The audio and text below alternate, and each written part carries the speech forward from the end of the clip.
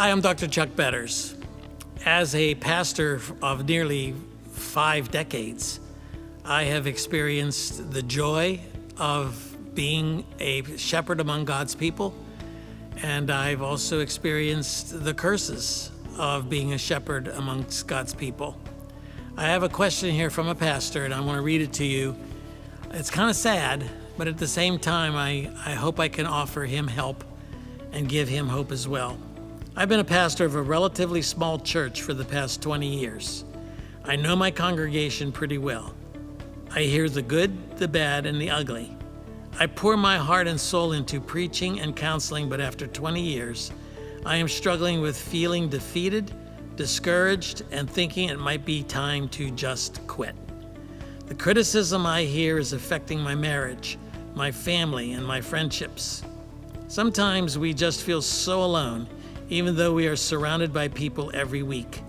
I truly believe God has called me to this, and I trust Him completely, but I don't know what to do or where to find encouragement.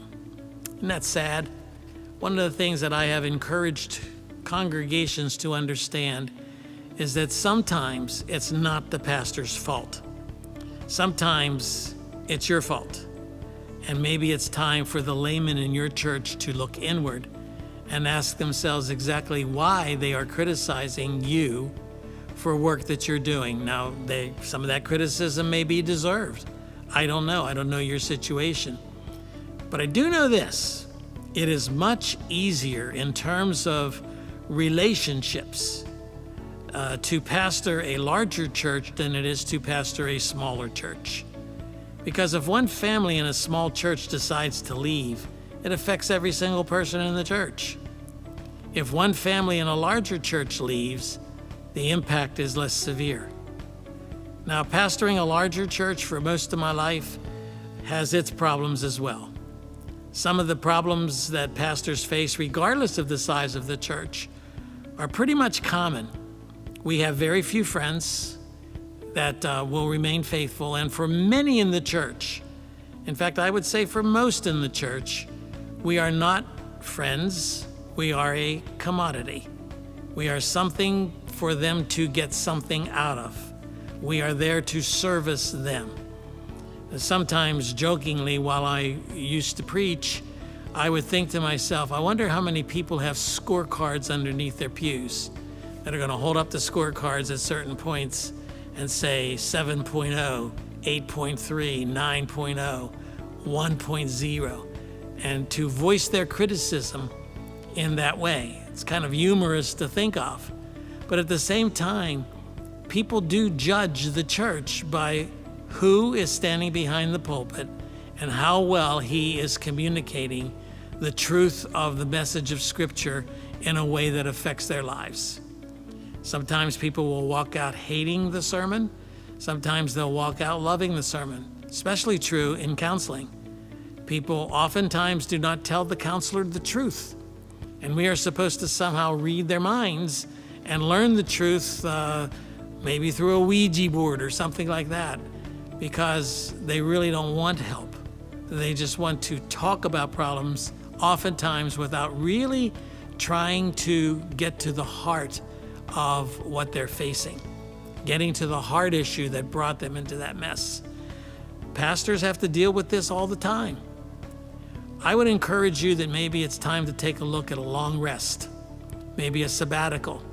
I think it's very reasonable for a pastor to have a sabbatical every 7 years, just like in the Scriptures, where he goes off for a while, maybe a period of months, maybe even up to a year, and resets his ministry, resets his idea of the ministry, resets his marriage, resets his family, because the work is demanding, and it can at times be very, very depressing.